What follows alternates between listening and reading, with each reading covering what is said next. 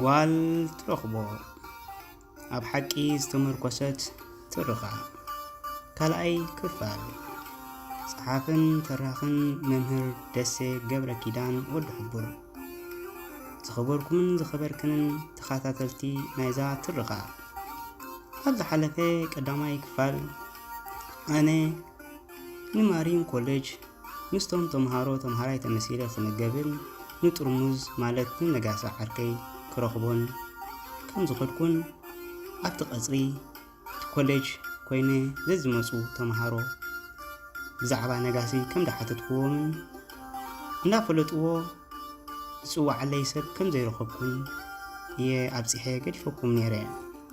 ንሎሚ ካልኣይ ክፋል ትቕጽል ኣነ እታ ሰዓት ምሳሕ ከይተሓልፈኒ እየ ዝህወኽ ዝነበርኩ እምበር ንጥሙዝ ከም ዝረኽቦስ ውዲ እዩ ዝነበረ።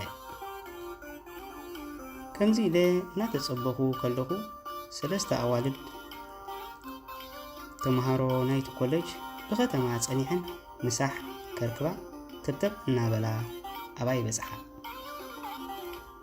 እተን ክልተ ኣዋልድ ነዋሕቲ ኮይነን መልክዐን ግን ኣደይ ማርያም ምስ ኣዋለደተን ከየጸባበቐት ዝረስዐተን እየን ዝመስላ ዝነበራ።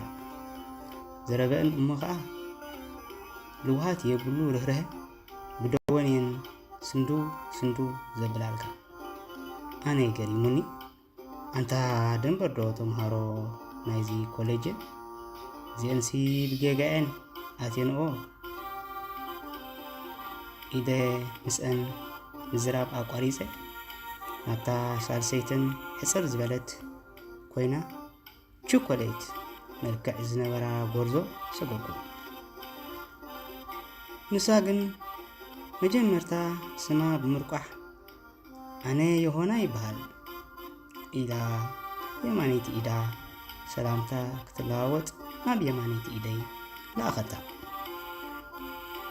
ኣነ ምቕሉነታን ልቦናኣን ናይሆና ኣድኒቑኒ ብውሽጠይ ማራ ፍትኽዋን ንኣድክዋን ይሆና ዘረብኣ ብምቕጻል እዚ ነዘን መሓዙተይ ጸዋዓለይ ዝበልካየን ወዲ ማለት ንነጋሲ ፈልጦ እየ ጸገም የለን ባዕለይ ክጽዋዓልካ እየ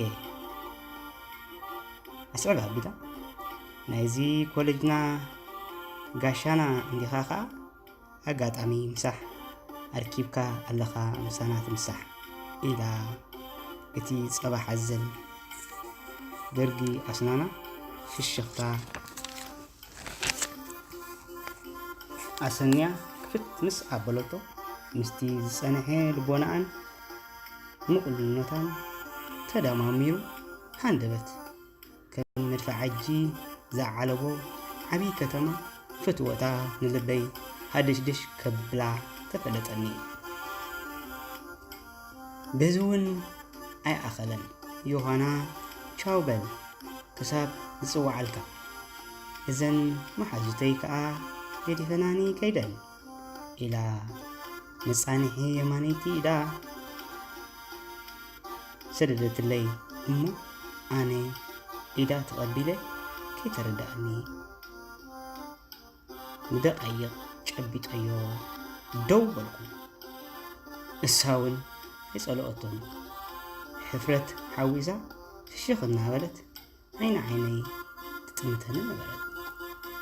ዝኸበርኩምን ዝኸበርክንን ተኸታተልቲ ናይዛ ትርኻ ካልኣይ ክፋል ኣብዚ ትውድእ ኣብ ዝመጽእ ሳልሳይ ክፋል ክንራኸብ ኢና። ብሕቶኹም ብርእቶኹም ስለ ዝዓቢ ግን ኮመንት ርእቶ ሕቶ ካባኹም ክጽበየ ሰናይ ሰሰናዩ